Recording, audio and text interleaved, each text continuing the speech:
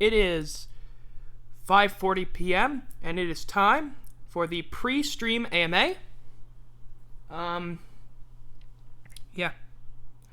Just gonna double check everything, see how we're doing. By the way, make sure to let me know if the stream looks like crap, or if it sounds like crap, or if anything is happening that's really annoying, because that'd be really nice to know about.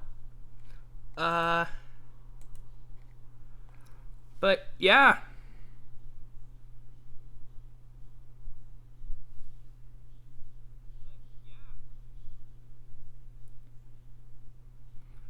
So.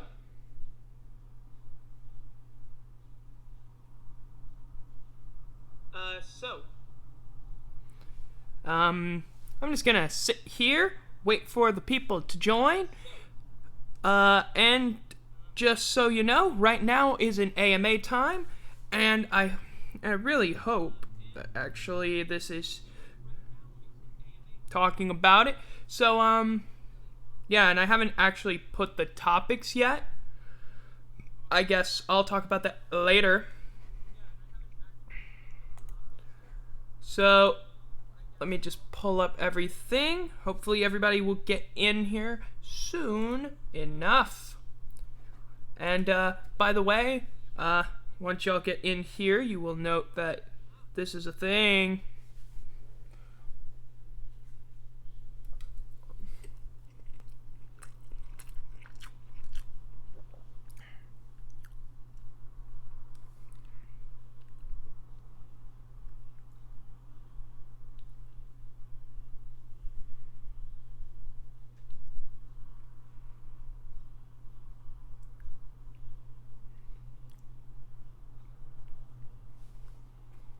I hope this sent out the message.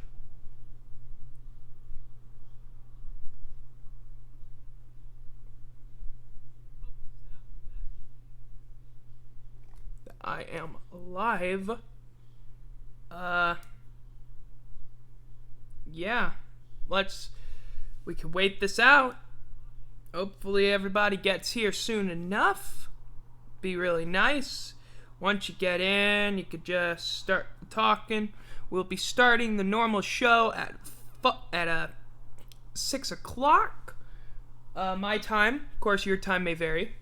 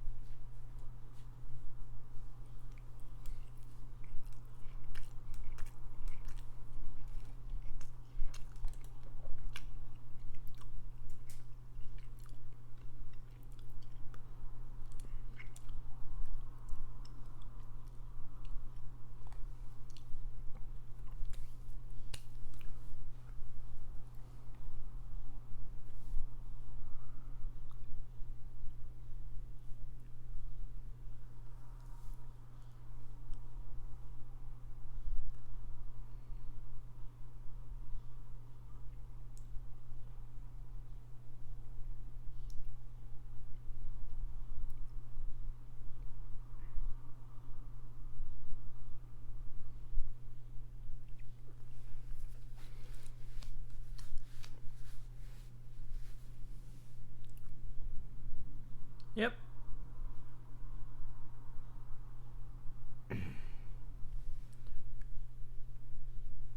So yeah, we waited out.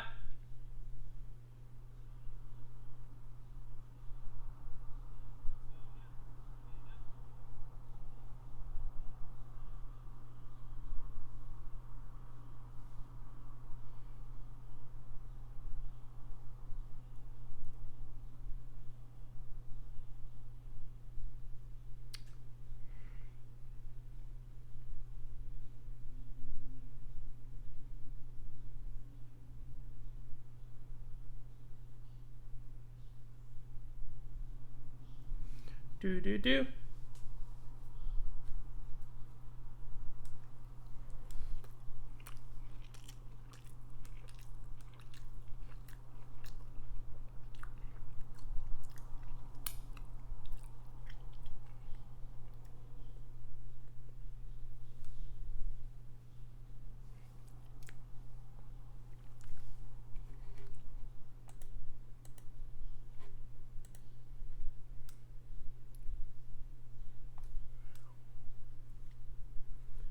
Um, hopefully. And by the way, this logo looks terrible.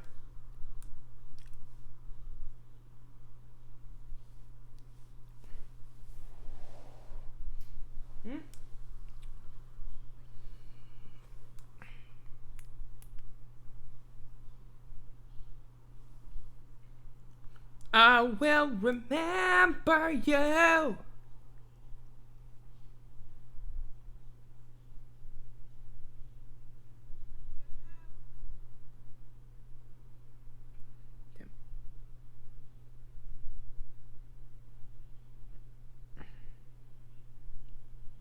Man, this is actually kind of sad.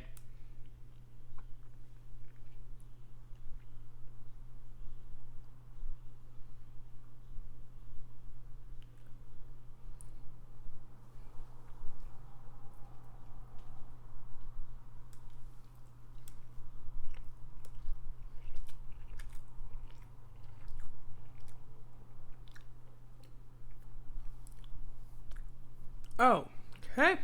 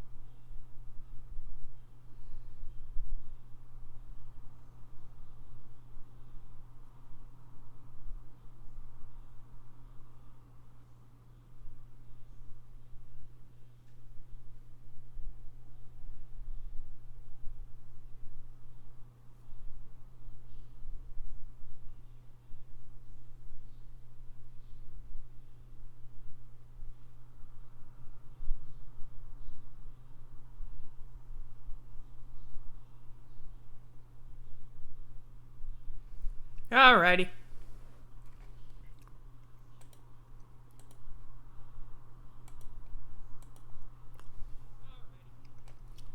By the way, you can just ask away any sort of random questions you might have right now. Um,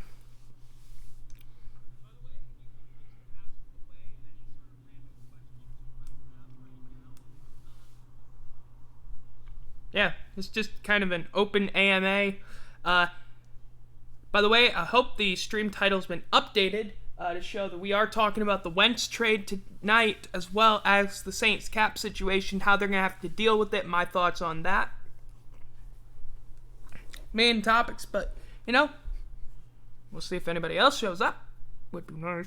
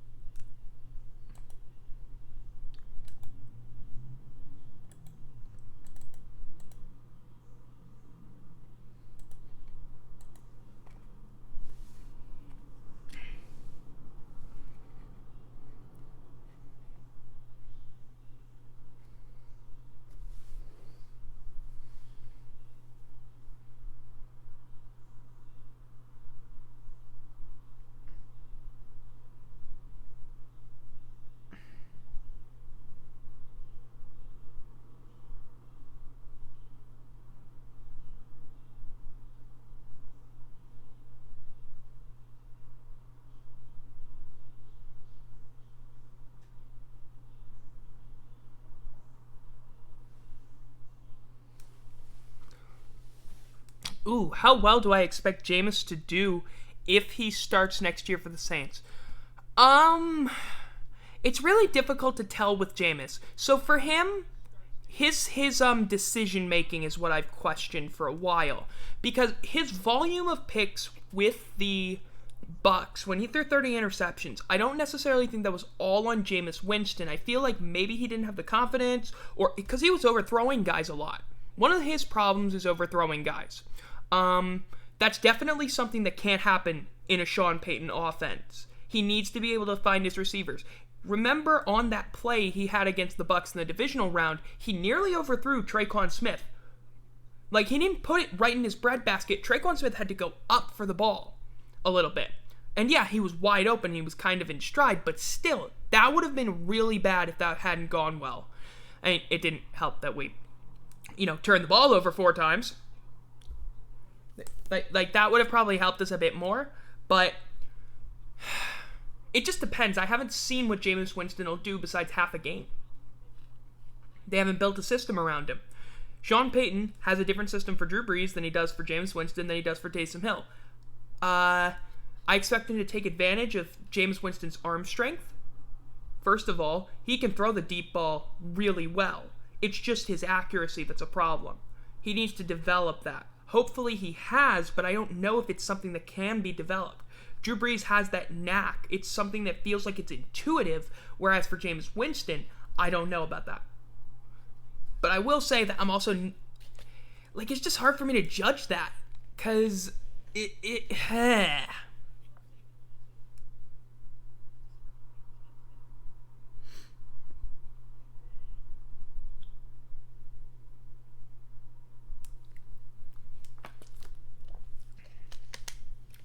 I mean, I think that the offense is less of a problem next year than the defense. Because I'll go into what we need to do on the defensive side just to get under the cap.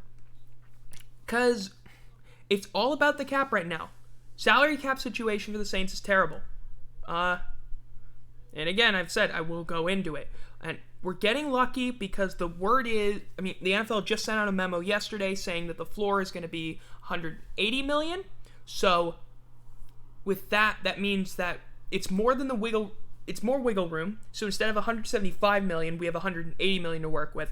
Though the cap number that I was going off of when I was doing my little thing was $180.5 million for next year, meaning we're still like $70 million over the cap. But I will go deeper into that. I'm interested in seeing how he's doing. I'm also going to be really scared half the time he throws the damn ball.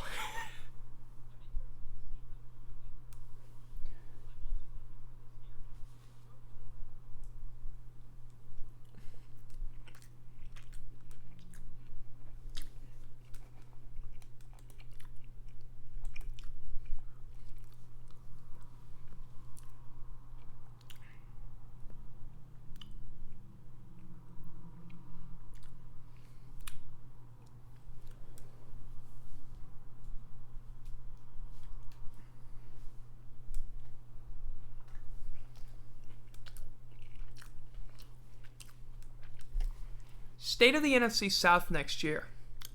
So I think the Bucs are going to win it. You got Brady there. He's got all of this talent coming back. And then I feel like the rest of the division's just going to be mediocre. I think there's an expanded wild card, but I don't see any other team coming out of it yet. Because the Panthers don't have a QB. They don't believe in Teddy Bridgewater. They've been trying to ship him around. They tried, I think, shopping him I think they tried getting Carson Wentz. I think the Panthers tried to get Carson Wentz. They were also going after Matthew Stafford, but the Lions didn't like the offer was put because the Panthers offered Teddy Bridgewater in the 8th overall draft pick this year, as opposed to something next year. Which, I think it's a better job. The Falcons are iffy to me, because they're going to be under a new management. They got a new head coach. Their defense was okay. They showed some signs of being a good football team, but they're the Falcons, and I don't really have faith in them. But I will say the number 4 overall draft pick this year is definitely big. They have the number 4 overall draft pick. And I'm not sure what a position of need would be. Their defense is okay. Their secondary just needs to make better plays. I think maybe a linebacker would help them. Pass rush, it's okay, but I think offensive line is where they need to go. I think they picked Penei Sewell. He's a tackle out of Oregon. He was the guy that protected Justin Herbert last season in college football, and he was the best offensive lineman in all of college football, and he is considered to be the top offensive lineman prospect. So I could see them going for that, especially after the Saints in 2 games sacked Matt Ryan a total of 17 times. You might want to fix that O-line thing, because it sucks. And the thing with the Falcons is that I could see them in the playoffs, but they'd back into it. They'd have to back into it, and it would have to be Matt Ryan stepping it up.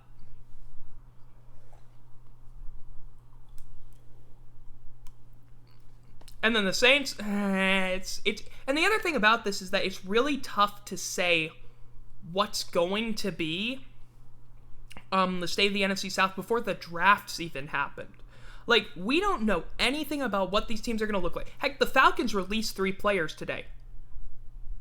One of them was a starting cornerback because they need to get cap space because they're also over the cap. They just saved $10 million today.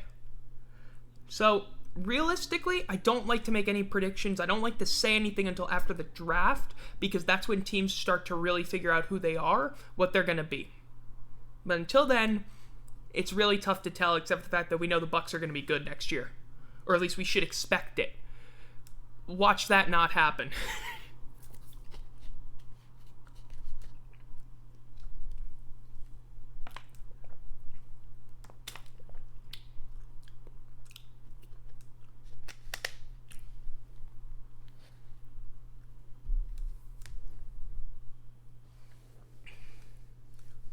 I'll probably do one more question. By the way this show's going to work is, like, though I'm going to have topics, the main point of other people being here is to try and see what their thoughts are. Maybe they can help drive the conversation, because it's boring doing it alone.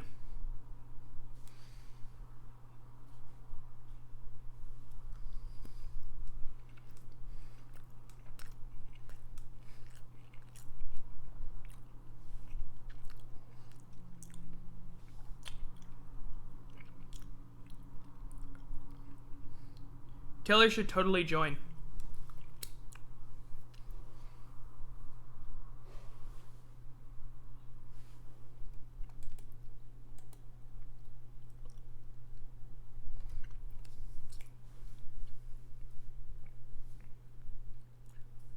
Got 2 minutes before I'm going to go into the meat and potatoes of this, so if you got one more question, I'd probably be able to answer that.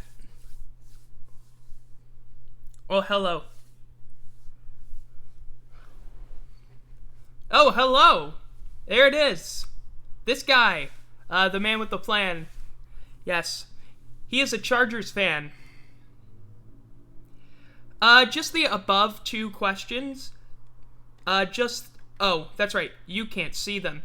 I just talked about how I expect Jameis to do if he starts next year. In fact, I'm probably going to answer those questions during the podcast, honestly. And it's okay. I didn't know there would be a pre-show until I got bored and decided to make one. Yeah. Now, the man with the plan, please tell us your team affiliation again. No, I'm asking you to do that for the audience here, specifically one person. Because I know a couple of people here, like, in real life, Wait, you're a Browns fan? I thought you were a Chargers fan.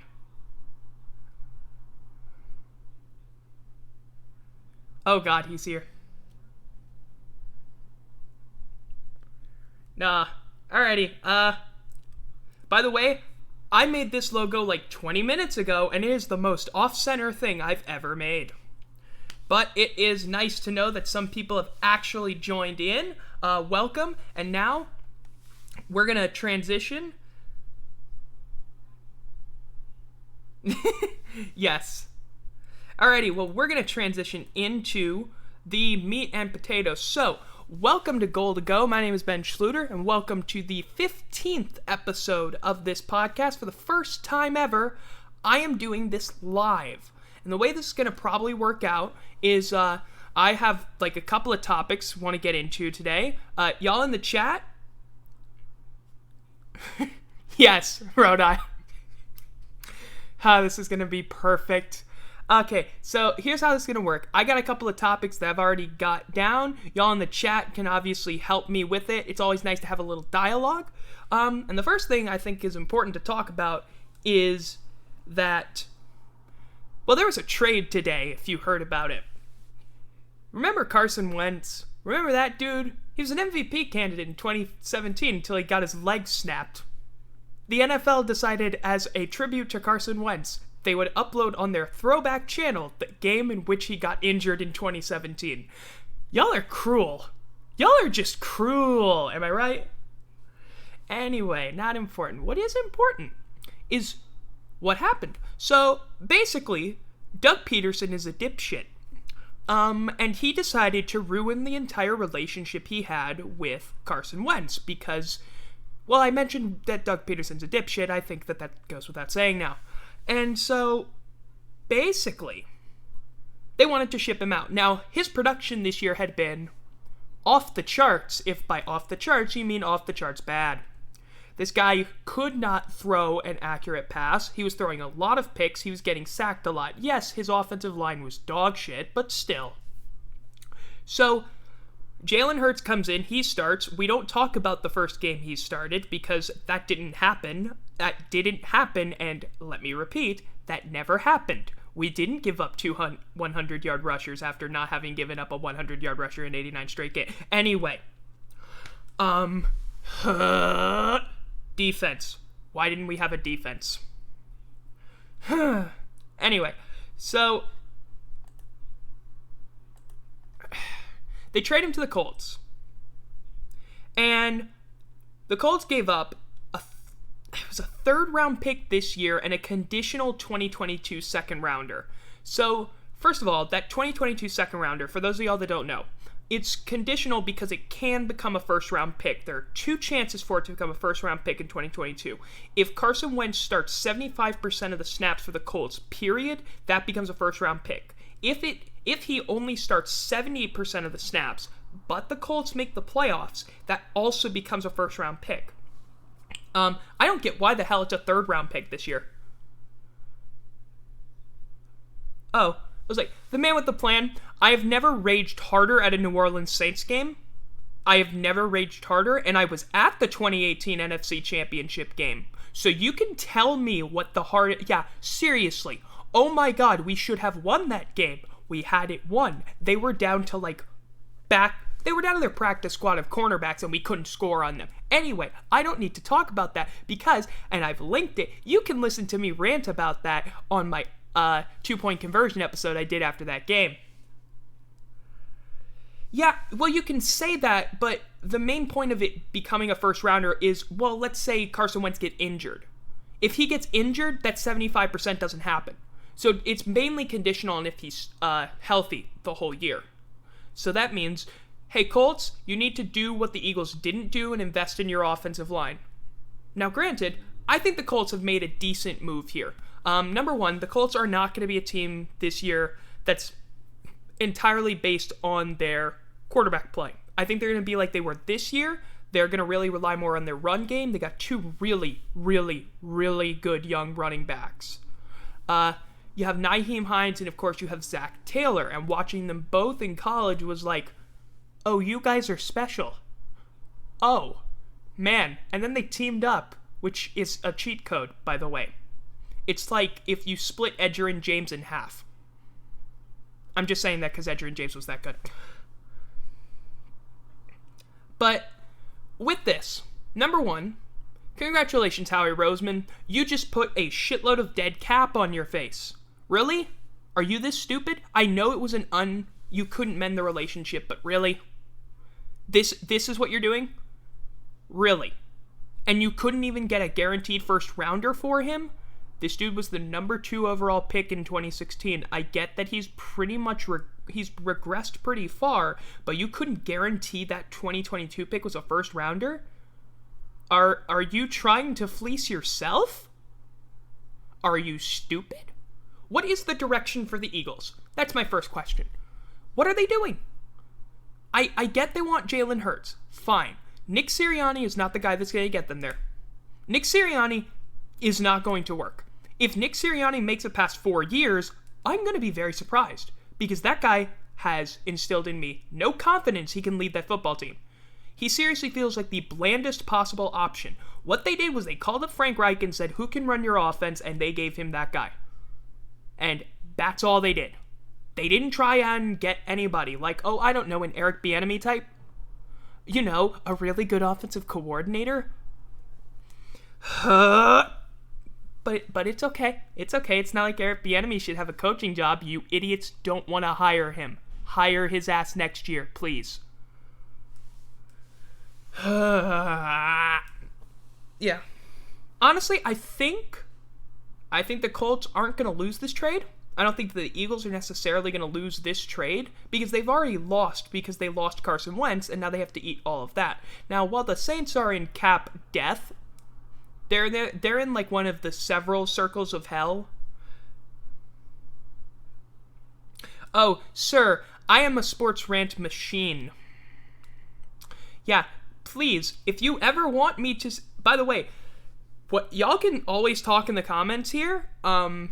If y'all want to bring up something, ask a question whenever, it is fine. I am, like... Because I don't really have a format, and I usually don't have a format, so I'm usually talking to myself. So when there's other people around, it makes it even better. But yeah, Eagles. So you're 40 million over the cap, right? Right, okay. So first of all, do you know what the word success means? Because clearly, you only remember the first syllable of it. Because you're sucking. Oh my goodness gracious. Why did you do what you did? I hope Nick Sirianni can get back the locker room, but frankly, I don't think he's good enough to do it. Like, again, what could you have picked a blander head coaching hire than Nick Sirianni? My God, there have been SEC coaches that have had more fire than he has. Well, actually, that's not saying much. There have been Sunbelt coaches that have had more fire than he has. There we go. That's more like it. He says, having remembered that Butch Jones just got hired. Anyway. But, yeah. I think we'll know more about this as the season progresses. I hope that Carson Wentz does well. I don't want anything bad for him. He's a pretty decent quarterback. But this now brings us to an interesting conundrum. There have been 22 quarterbacks drafted in the first round since 2009 until 2016. From 2009 to 2016, there were 22 quarterbacks selected in the first round. 0 of them are on the same team that drafted them. Excuse me for disrespecting the Sun Belt. I got a couple of teams in my state that are in the Sun Belt, and I get to shit on them whenever I want, especially when LSU is ranked below ULL. Also, ULL, if you think you can go by Louisiana, you can shove it where the sun don't shine. Okay? I can disrespect the Sun Belt all I want because I've had to deal with them long enough. Alright? And by the way, I only said that because I'm still salty about what Eli Drinkwitz did to LSU's defense in the Missouri game. I have ranted enough about Bo Pelini. You can check out the previous archives. But, God, being an LSU fan this year was not fun. Being an LSU fan this year was very much not fun. Except for when Florida decided to cleat yeet. And we beat the Florida Gators. And also, we backdoor covered against Texas A&M because Max Johnson is clutch. But that's not important. Here's what's important. I hope the best for Carson Wentz. I think he deserves the best. I think that he deserves an organization that's going to treat him well. What do you mean by stayed with you? Who are you a fan of in college?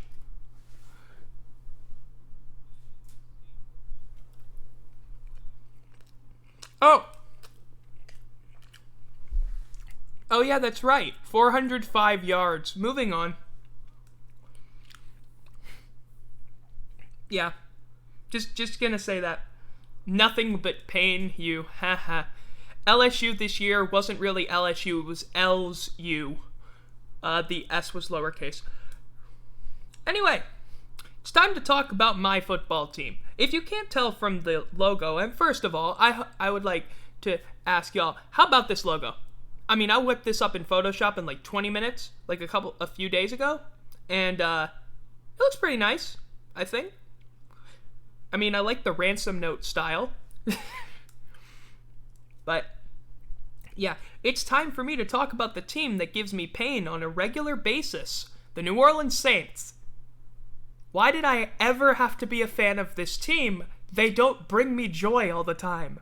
Do you understand? I was fine with them not being in the Super Bowl because I knew I would be so stressed out for 2 weeks. Oh my god. Just,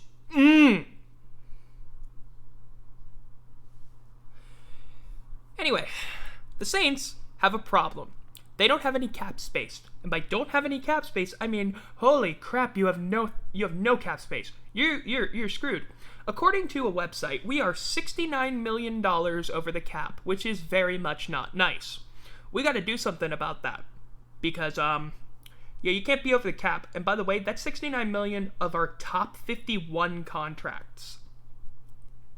We started the year, being over $100 million over the cap, which is, some might call that a gigantic mess. That's because it's a gigantic mess. You see, we went all in this year, and we didn't win the Super Bowl, and now it's painful. So there's a lot of things we have to do to get under the cap. Now, I got a few things that I wrote down about what we could do, what we should do. Yeah, it seems fine. I wish Lombardi was in here, just so I could make fun of the fact that the Packers don't have any cap space. Yeah, that's true. At least at least we don't have a washed-up quarterback. We just have a retired quarterback, and we're about to re-sign Jameis Winston. You know what? Never mind. We do have Jameis Winston, and we have to re-sign him. Imagine being so desperate you need to re-sign the second coming of Aaron Brooks. I'm going to let that sit for a little bit, because frankly... basically... it's like the 1960s again, where both the Saints and the Steelers are completely screwed.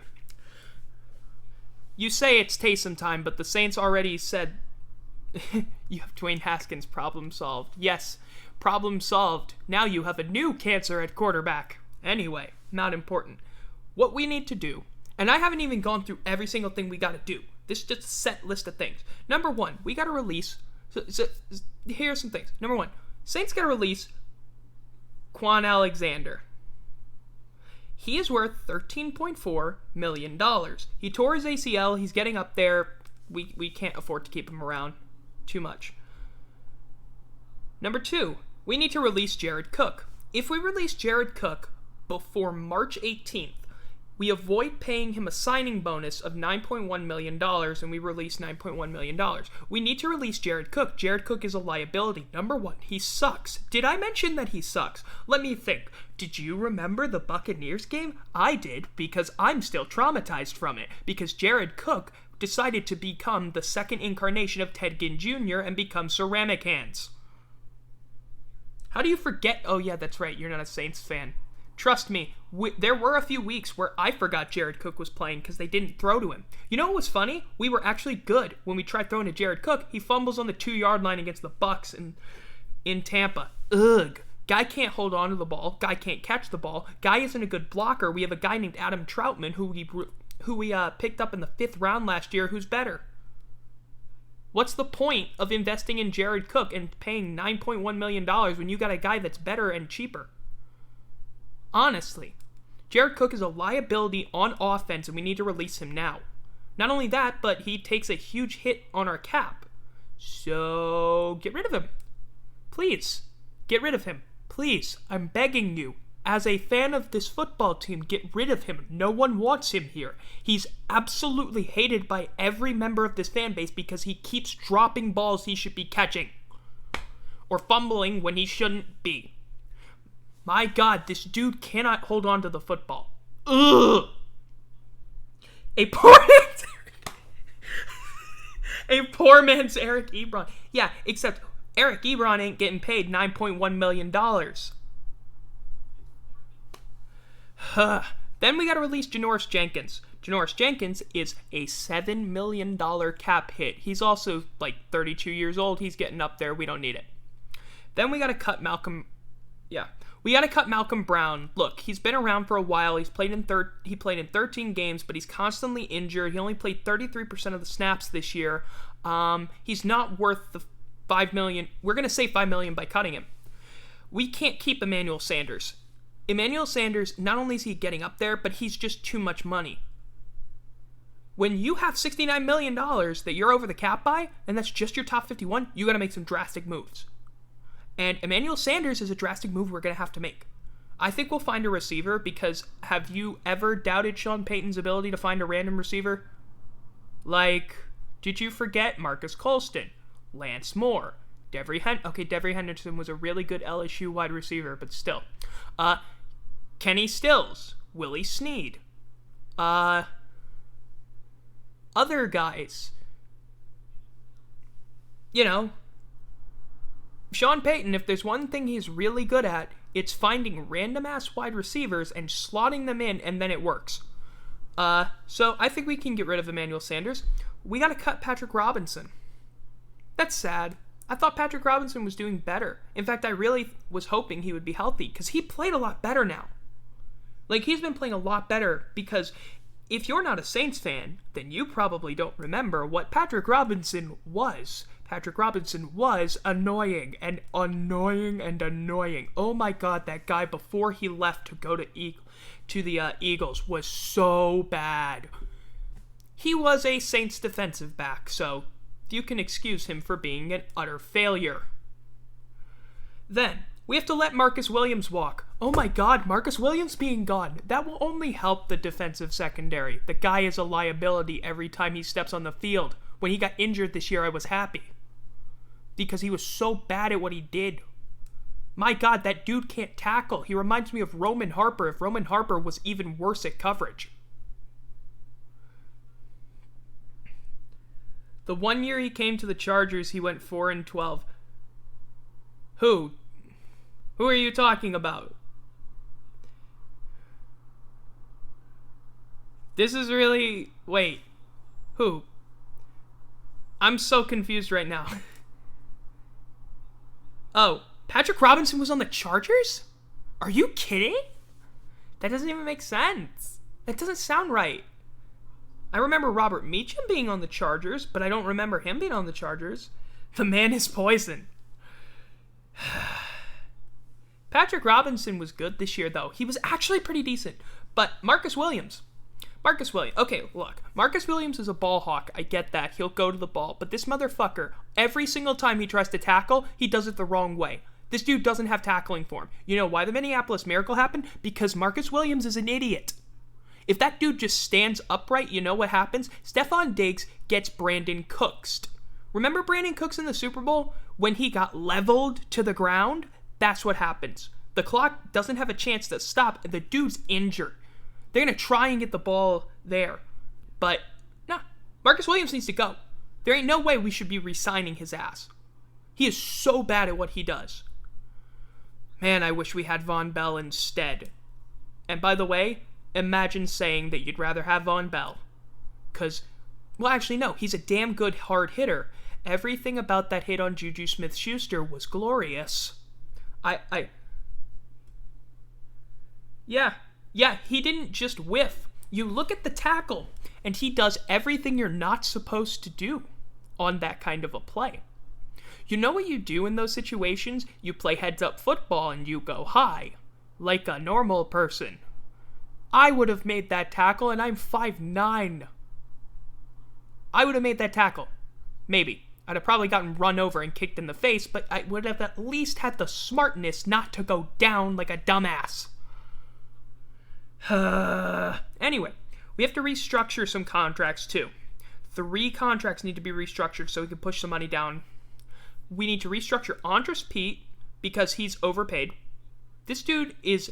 Do you know how much Andres Pete gets paid? Do you know how much Andres Pete gets paid? He's our one of our tackles. He's a Pro Bowler this year. Ooh, wow.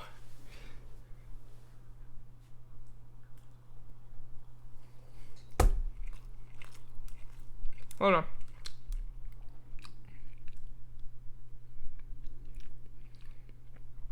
Trying to think. So do you know how much? Just take a guess. How much is Andres Pete getting paid? How much is his contract?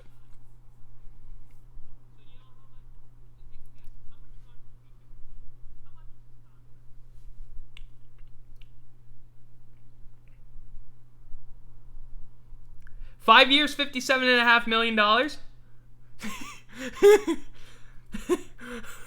Oh, I didn't know it was that bad. Holy fuck. Dude, I thought it was like 2 years, $19.5 million. Oh, balls. Because he's due $9.5 million this year. Andres Pete can't stay healthy. He's not worth the money he's getting. He's worth half the money he's getting because he only plays half a season. He never can get consistent time at his position. Look, we already cut Nick Easton because he was overpaid for a backup. We have to restructure Andres Pete's contract. We have to find a way to also restructure Michael Thomas's contract because we can push some money into 2025.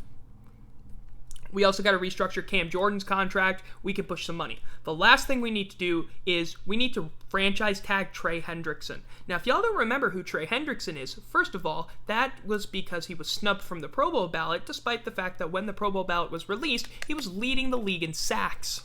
Hi, I'm the NFL, and I make so much sense. Trey Hendrickson was a Pro Bowler this year, despite the fact that he didn't get selected. That dude had as many sacks as Aaron Donald did, and Aaron Donald kind of sort of, dominated this year. But, of course, nobody cared about Trey Hendrickson. No, it's okay. I mean, he was just going to go in there and destroy you. Did you see what he did to Tom Brady? Tom Brady does not like Trey Hendrickson.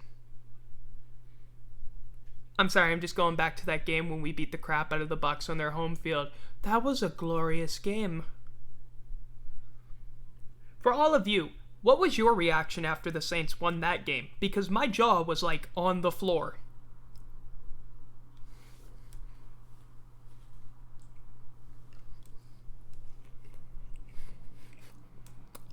Yeah. Exactly. I still don't understand how Andres Pete's getting paid. Yeah, about the same. Exactly. Yeah. Yeah, it was hey, I thought it was going to come true too. Here was my thing, though. We had our power run game injured. Our power run game was injured. Both Latavius Murray and Taysom Hill were injured. That meant we had to throw the ball way more than we needed to. That's why we had 3 picks. There were situations where we would have normally ran the ball.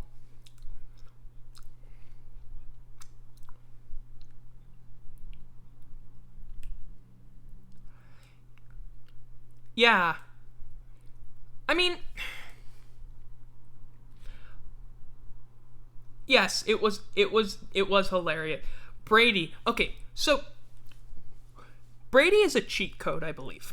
I don't know why, I don't know how, but I believe that at some point someone was dicking around in Madden and accidentally created Tom Brady. Alrighty? That's what he feels like. He feels like it was a created player. Because this dude should not be able to stick around this long. A human being isn't meant to do that. Now, granted, I get it. He has his own supplement company. He's probably doping, and no one's caught on to it. If by the way, if you disagree that he was doping, it's okay to dope a little bit. It's okay. Everybody does it. But, he's probably getting away with some stuff that we just don't know about. That's how I think he does it. In fact, you know what? Since a lot of y'all weren't here earlier, let's just turn this into an ask me questions thing. Because frankly, y'all probably have a lot of questions about the me. Who I am. Because, first of all, I guarantee you probably didn't expect my voice to sound like this.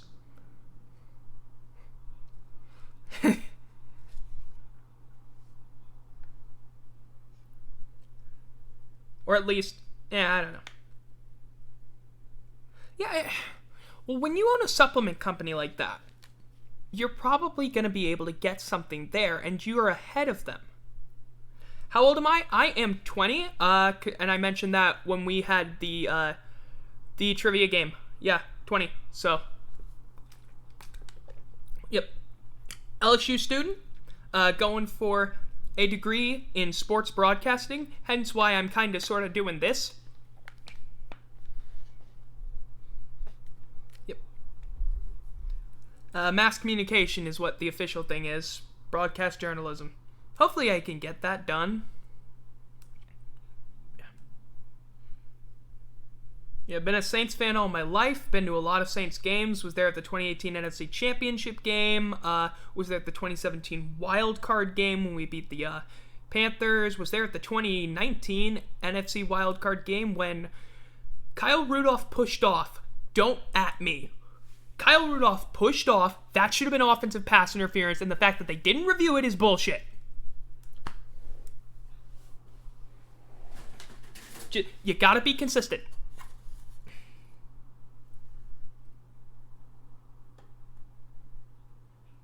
Oh, man, dude. Nah, I mean... Did you do that? Wait a minute, is that what you did? Jeez.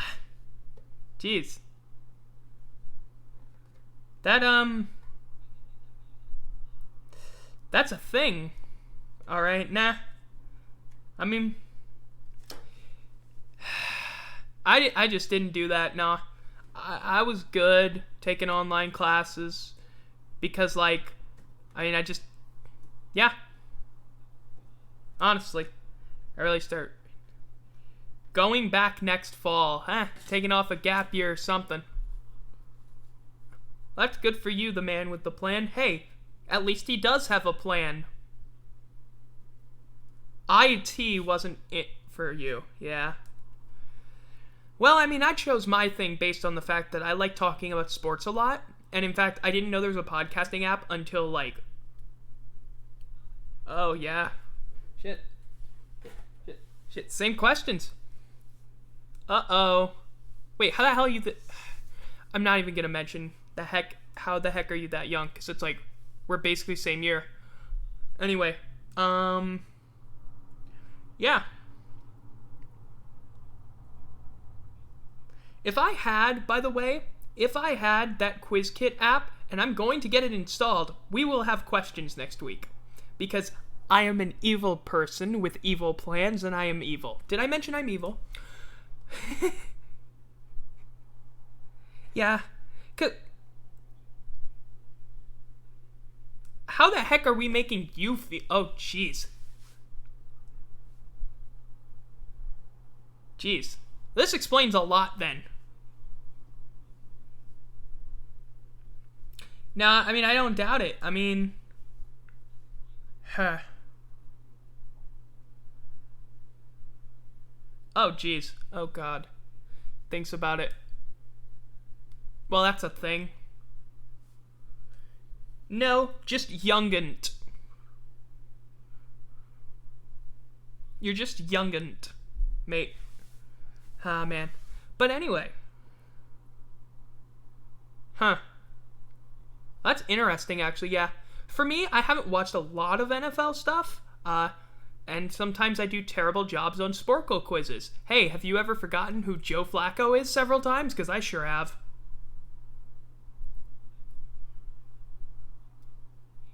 Anyway, any questions for the person who's hosting this, the person who also uploads this to Anchor? Because, like, I need content. I can't just be sitting here doing nothing.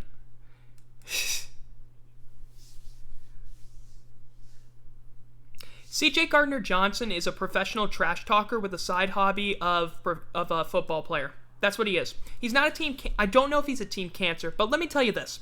I follow a few former LSU players on Twitter. Remember when he got punched in that game?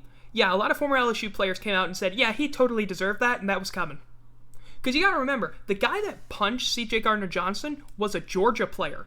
Javon Walker, he went to Georgia. So they played each other a couple of times.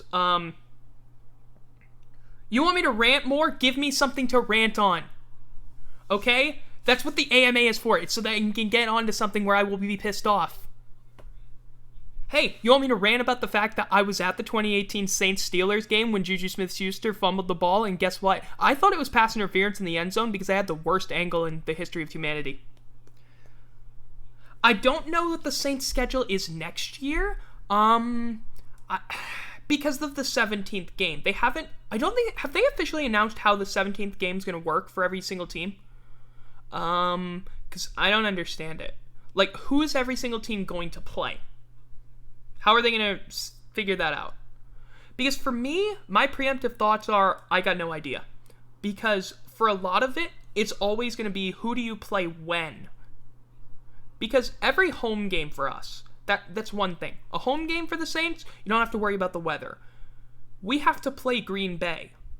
I think we have to play Green Bay in Green Bay. It will depend, because I'd rather play them in September than in January.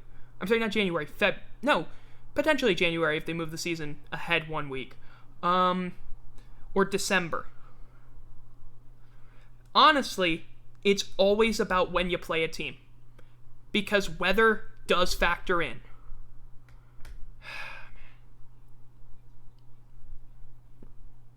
I think the funniest part of that game was the fact that they went for a fake punt on 4th and 5 when their offense had been tearing our defense apart to the point where there was no reason to fake a punt. Oh, and then you just decided to think you had a first down. Dumbass.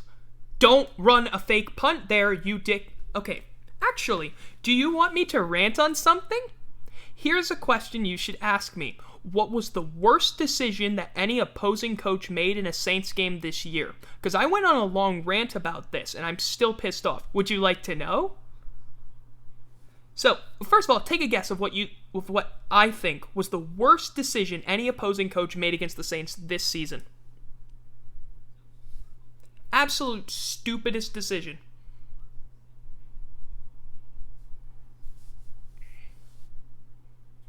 Take a guess. What do you think it is? Because, no, it's not Anthony Lynn. Anthony Lynn didn't have a chance to make any stupid decisions. Because his team just kept choking all around him. I think he coached a pretty damn good game in there. It's just that his team failed. I knew, by the way, the second they... Broncos not putting in assistant coach as quarterback. No. No, I thought that game was one of the saddest games that we've ever won. I didn't feel good about winning it. Jared Cook decided to drop a pass in that game, so yay, more Jared Cook hate. No. Came against a division rival this year. That's your hint.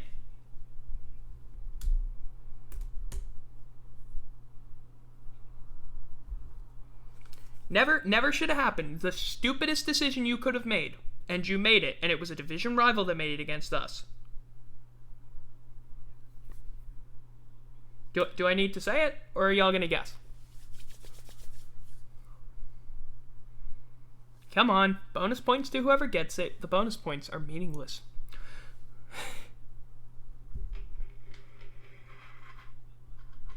Oh, the Falcons didn't do something that whack. No. It wasn't the Falcons.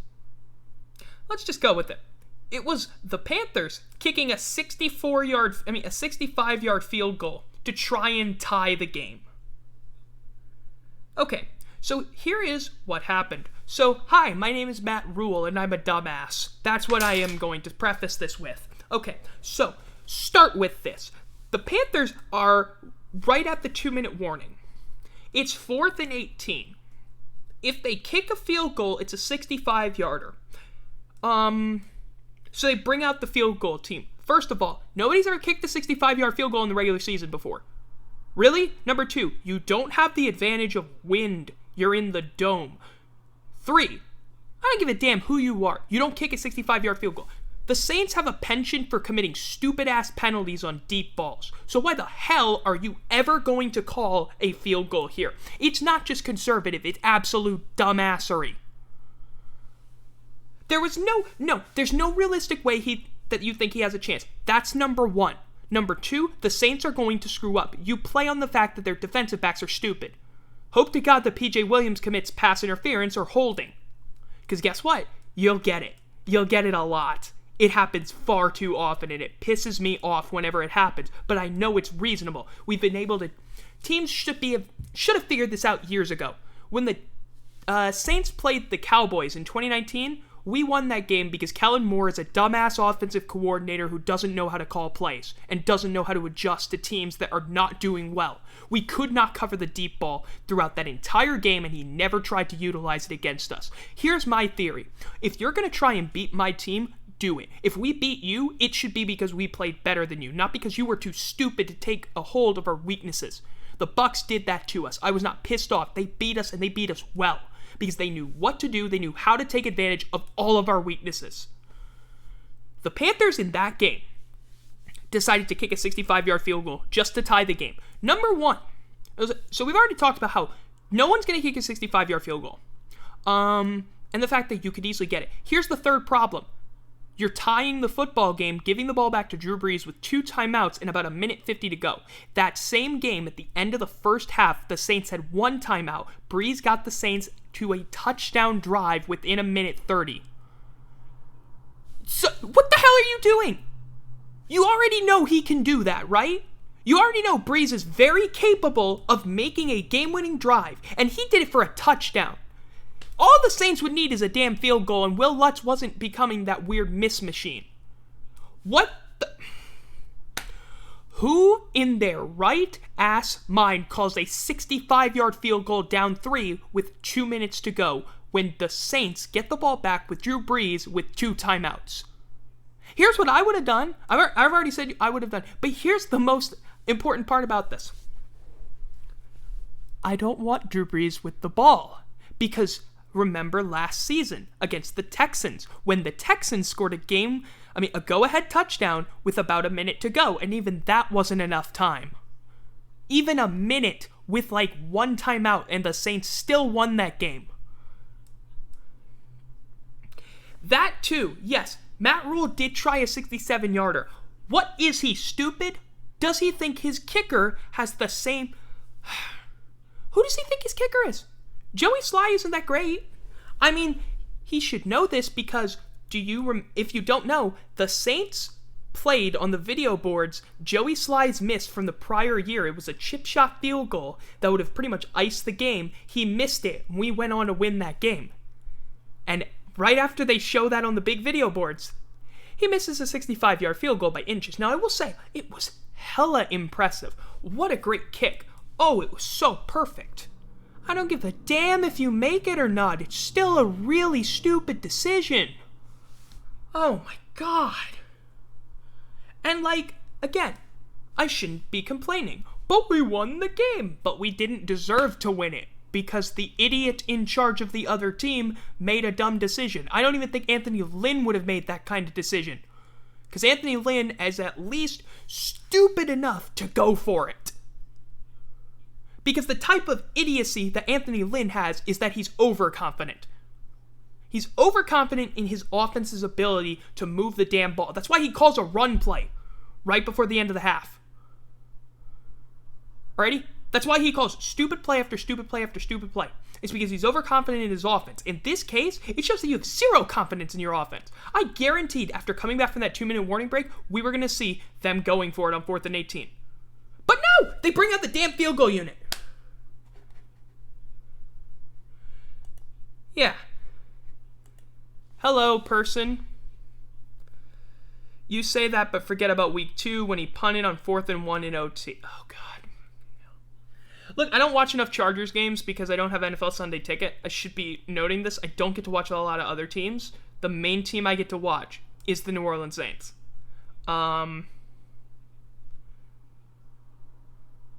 Look, when the Money Badger missed an extra point against the Saints, I knew that was going to come back to bite him. It came back to bite him because we didn't have to go for 2. We just had to kick an extra point.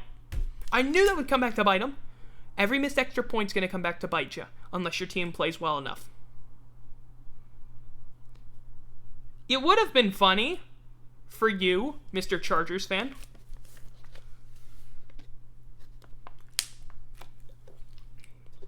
Yeah. Now, honestly, like, that's just my whole rant on the fact that Matt Rule needs to figure out where his brain cells are. You don't call a 65-yard field goal. You don't call a 67-yard field goal. Who the hell in their right mind is calling a 67-yard field goal? Really? And guess what? He missed the whole thing. What a shot! What a damn shot! Really? Really? Stupidity, thy name is Baylor head coach.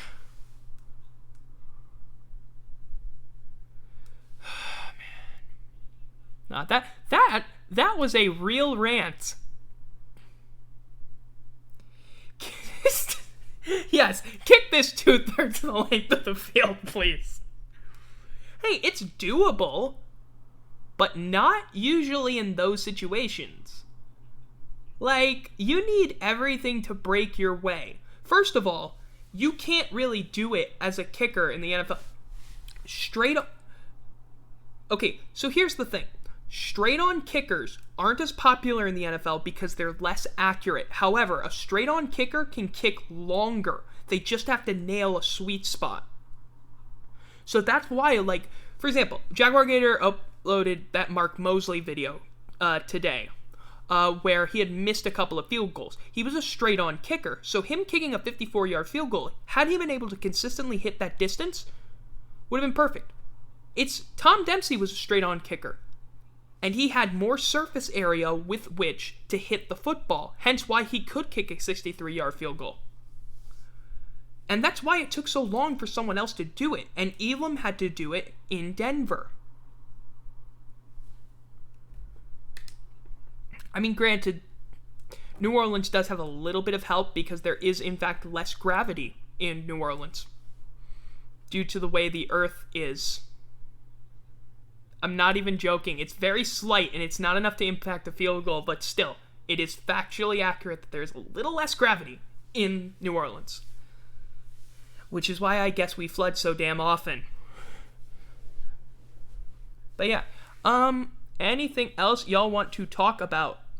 I mean, honestly, I might just keep this going for as long as y'all want, because, like, we ain't even talked about that much, and this is really fun. It's almost like talking about football is fun. Oh, fuck me. Oh, God. What is the best case scenario for LSU this upcoming season? I got no idea, because I haven't seen what their defense looks like. I thought the best case scenario last year was winning 7 games, and I was wrong. I was wrong about that. I don't know who their defensive staff is going to look like. I don't know how that's going to work. I think the offense is also something... I think the offense is going to be something I'm really hyped about. So what's New Orleans like as a city? What do you mean by that? Like, when you ask what's it like as a city, so I should note this. I'm not actually from the city itself. I'm from the suburbs. So I'm from, like, right outside in Metairie. So, like, when I go into New Orleans, I am kind of a tourist, but not really. And New Orleans is a weird city, because there's New Orleans proper, and then there's Orleans Parish, which is technically the same thing. However, Orleans Parish has this thing called Lakeview, and it's basically what happens if you gentrify the entire city. It's basically gentrification, the area, and so I don't count it as New Orleans. New Orleans is a really nice city, but if you can't go out somewhere when it's raining, you're never going to do anything. First of all, right now, if y'all haven't heard about the everything, we've been dealing with a lot of weather shit, and so I'm in Baton Rouge right now. I should note that. I actually lost power because they did intentional blackouts on a Tuesday night, and I didn't get Wi-Fi until this morning. I thought I wouldn't be able to do this today, but I am so lucky to be able to do this. Really happy to be able to do this too. Really happy everyone showed up too, because this has really been awesome. Fun. It's been a lot more all over the place, but, you know, there really wasn't much considering I lost 3 days. Yeah, New Orleans is beautiful. The food is really good. Really, really, really, really, really good. You don't need to spend that much money to get good food in New Orleans either. Like, yeah, we got the expensive restaurants, but like you can go buy a normal po' boy place and you can probably get something for $5 that's better than you can get in other cities for like 50. Seafood usually cheap. And the food is spicy. You're gonna have to deal with the fact that we actually put spice on things. I know, it's so weird. Yeah. And if you think you've ever been to a real Louisiana restaurant, you haven't until you actually come to the state.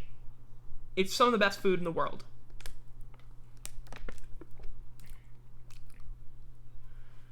What NFL stadium do I most want to visit? Lambeau. I think Lambeau Field, definitely. Because just the history behind it. In Rhode Island, I'm not shocked by that. I mean, you are basically only coastline. The thing is, we put spice and we do it really well. I ain't had Rhode Island stuff. I've never been that far north. Farthest north I've ever been is New Jersey, but that was a long time ago. Yeah.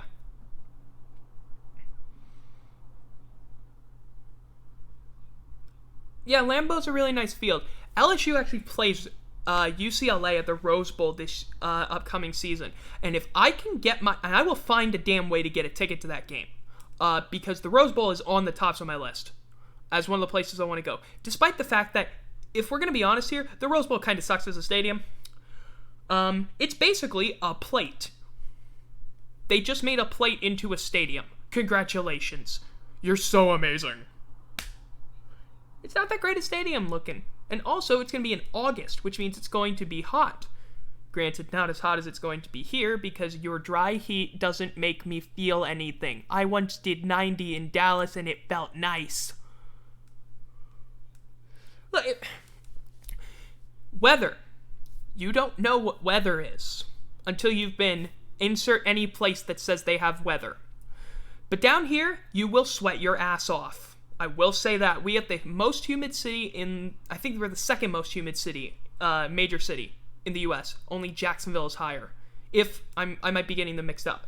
There's a reason why we built the Superdome and Jacksonville was stupid and didn't build a roofed stadium. Just saying, like, put a roof on it. It'll work. Oh, man. Favorite? That is tough to say. Ugh, humidity. Oh, yeah, you're on the coast. You got to deal with some of that stuff. You don't get it. You don't get it, though. Because the type of because we have this stream coming in from the Gulf of Mexico, and it is hot. It's bad. Like, it's really bad. You wonder why we get all those hurricanes? That's why. I've been to the Rockies, and they are beautiful. I got sick in Denver. That was fun. I got a fever in Denver. Man. You live through it, and you just become used to it. Yeah, it's thick. The heat is thick. That's how I would describe it. Oh, no, you don't have... Nobody does. Nobody understands it until they've... You just have to come down here to understand it and experience it. And our winters, by the way, because of the humidity, they're consistently cold. So, like, it's a different type of cold. It's not even just a different type of heat, it's a different type of cold. Like, because that cold, you also feel it. Yeah, favorite non-Saints player? That is tough to say. Probably Peyton Manning. I don't know. New Orleans connection. Oh, wait. Right now, it's Joe Burrow. It's Joe Burrow right now. That's why. Yeah, it's Joe Burrow. Please stop killing him or we will extract him from your franchise. We're not kidding. If you don't draft an offensive lineman in the first round, I'm going to have some problems with Seriously, here's my thing. If Penei Sewell is gone before the Bengals get a chance to pick him, you literally take a look at Alabama's offensive line and you take whoever you want. You just do that. There's no reason for you to be picking a wide receiver right now. You don't need skill positions because your quarterback got killed last year. Dickheads. Zach Taylor, by the way, is well in over his head and needs to be fired. Way too early, 2021. I can't make SEC rankings right now because, again, I haven't seen anything, and the recruiting dead period doesn't help things, too. Hey, your recruiting dead period has been extended, by the way, to 15 months. Fucking Vanderbilt's going to suck again. What a shock. That's my prediction. And no wait. Alabama's going to win the conference. Vanderbilt's going to suck. Once that happens, you can call me a genius. That's all you really need to know. Yeah, way too early SEC rankings. Texas A&M's going to be randomly good too, but they're not going to be able to beat Alabama because Alabama's better, because Alabama's a cheat code. I have no idea who's the most likely to be a bust. I think that's always a tough situation to put it in, because you never know who's going to be a bust for what reason. Who knew that Jamarcus Russell was going to be a bust? I mean, granted, probably a lot of people could have told you that drafting Jamarcus Russell number 1 overall was stupid, but I didn't expect him to do what he did there. Yeah. Yeah. I mean, for me, I didn't answer the favorite non-Saints player. I need to answer who is the player in the NFC South that I fear the most, that I've ever feared the most. It's Roddy White. I have never feared Julio Jones as much as I feared Roddy White, because Roddy White had amazing games against the Saints. Julio Jones has had terrible games against the Saints. If you look at his career, he's looked absolutely garbage against the Saints. He's had a lot of drops. He's had a lot of fumbles. He has not played well. Roddy White did damn well. Did you forget that 2011 Roddy White existed? Roddy White made a Pro Bowl, and he didn't just make a Pro Bowl, he fucking dominated the entire league that year. He's one of the more undersung wide receivers of the late 2000s, early 2010s. Which, by the way, there were a lot of guys whose careers straddled like that decade of the late 2000s, early 2010s, who just do not get the love they deserve. Like, for example, Saints-wise, Jari Evans is one of the best guards I've ever seen. Jari Evans was a consistent Pro Bowl. I honestly could see him making a case, not a case for the Hall of Fame, but like a case for the Hall of Very Good. He was one of the best guards of that time frame. For like a 10-year period, he was one of the best guards in the entire NFL. Like top 5 every single year from 2006 to like 20. I think for like 2006 to 2013, he was like a Pro Bowler. He was a top 5 guard. That was incredible. And that guy doesn't get the love he deserves. Guy who I think gets the love he never gets the love is Steven Jackson. I think we can all agree that Steven Jackson did not get the love he truly deserved. He was playing on a really shitty Rams team, but he was always a consistently good running back. He was always going to have a consistently good season, but no one paid attention to it because the Rams were too bad.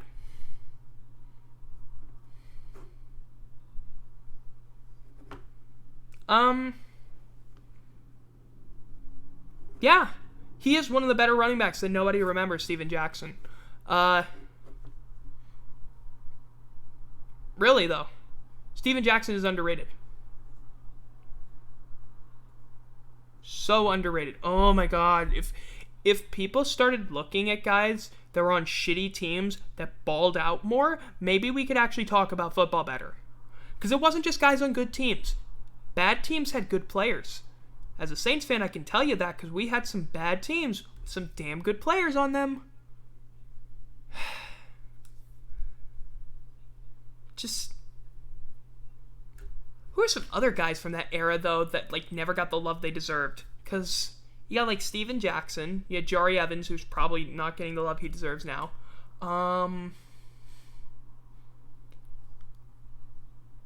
There's a guy, okay, Chris Cooley is a random dude, but he had a decent time. Santana Moss. Who am I kidding? Santana Moss. He's one of those wide receivers that never got the love he deserved. He was one of the better wide receivers in the NFL for a good time. Yeah, that's true. I mean, that's when I was watching football too. When I grew up watching football, it was the late 2000s, early 2010s. Which means that and by the way, if you would like me to, because here's how I like to do this stuff. I do special episodes of this where I sometimes talk about one particular topic. And so, here is a question. I have no idea what you're talking about with Chris Cooley. Anyway, here's a question. Would y'all maybe come around and be willing to listen to me rant on why I hate the 2012 Saints so much and why the 2012 Saints are the worst defense in I've ever seen, and that make me so pissed off to this day. And that whole 2012 season, because I can go on a long rant about the 2012 Saints. Yeah, I don't want to do that right now though, because Goal to Go tends not to be that. I usually do a special episode for that, and like, okay. I just have so many questions about that. He took a pic. Okay, so for those of you who are listening to this later, Chris Cooley was a tight end for Washington in the mid 2000s. Apparently, he took a picture of his playbook while he was naked once. Yeah, his playback. Whew. I think he actually took a picture of his play front.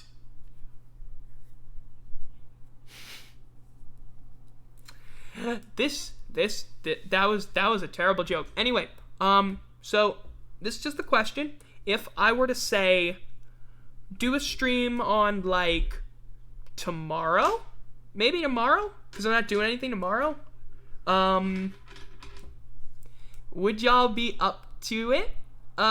Whatever time would work for y'all, because I do want to talk about it with other people. It'd be really funny for me to go on a very long extended rant about how much I hate the 2012 season, and how, by the way, Bountygate was a scam.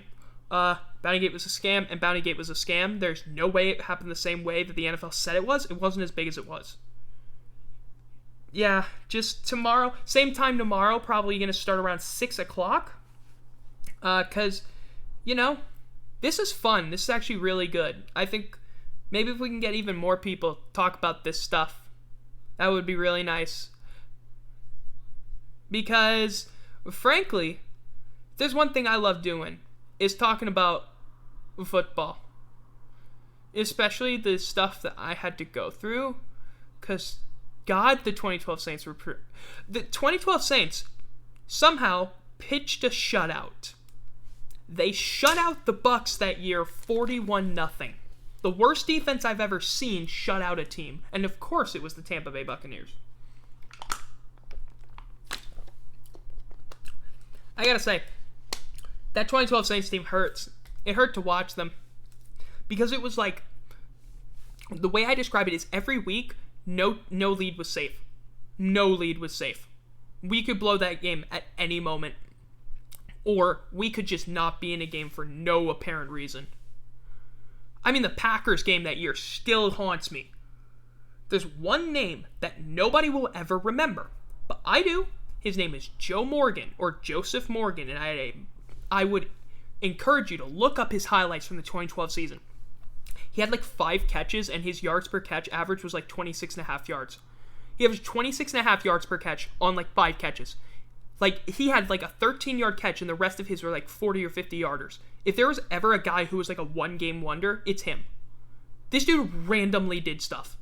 He had like 3 touchdowns that year or something. It's absolutely insane. I've seriously never heard of a guy do that. Anyway, it is 6:58 in the Central Time Zone, or as it's known, God's Time Zone. If you disagree with that, then why are football games always at noon? That's what I thought. Yeah. So, I think I'm going to wrap this up right here. This was really good. I think this is kind of odd, though, for, like, a podcast. So, like, we'll see if I'll probably upload this mainly to my YouTube channel. Because, that'll be good. But, yeah. Thank you guys so much for coming out to this. This was a really awesome thing to do.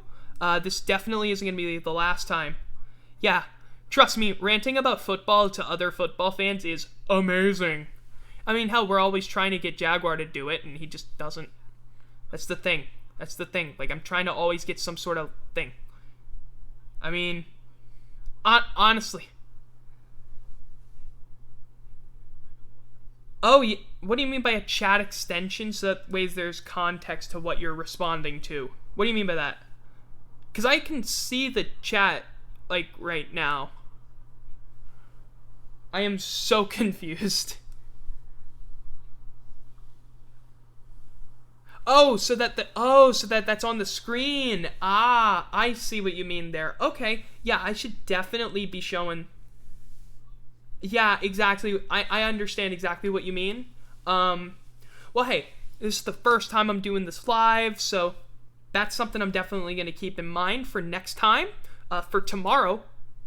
So tomorrow, same time we started this, 6 o'clock Central Time, 7 o'clock Eastern, for those of you in the wrong time zone. I'm looking at you, Steelers fan in Rhode Island. I'm looking at you, not really, but I'm glaring very deeply into my microphone. Yeah. So, if you want to follow me on Twitter, I don't know why you'd ever want to do that. You can find the link in the bio of this, or you can go, hey, look, it's not your fault that you're in the wrong time zone and that I'm in the correct time zone because the games start at noon. If it wasn't meant to be the right time zone, the games would start at noon in Wait, college football games start at noon in Eastern. Oh no. Wait, that's on Saturdays. Haha. Anyway, so if you want to find me on Twitter, you can find me at capital BEN, capital S, capital L, capital A, capital SPORTS. Yes, that is as convoluted as it sounds. It's also linked in the Twitch bio.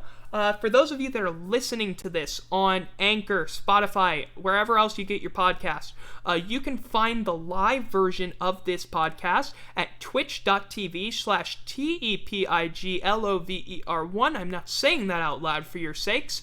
Oh, don't you see? Mountain Time Zone is just, we exist, kind of, I guess. And then there's Pacific Time Zone, which is, haha, we think we're so important, and it's like, shut up, weirdos. They have to say, except on the West Coast during football games. You're wrong. You're the wrong time zone. You're the most wrong time zone. At least Eastern Time gets noon kickoff for college football games. Mountain Time Zone is okay. You get 11 o'clock kickoffs. That's fine. That's fine. 10 o'clock? Really? 10 o'clock.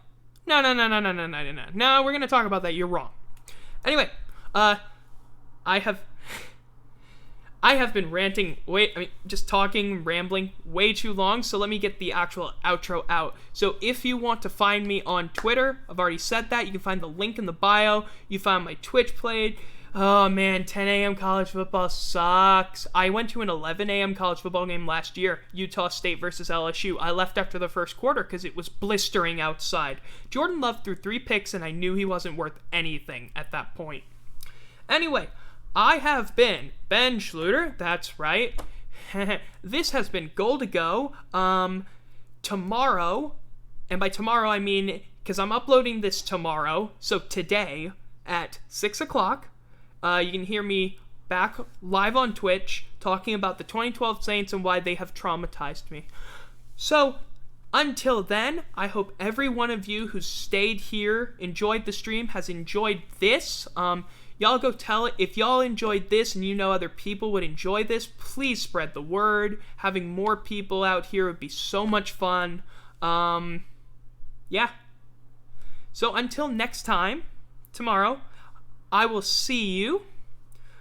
And, yeah. Bye-bye.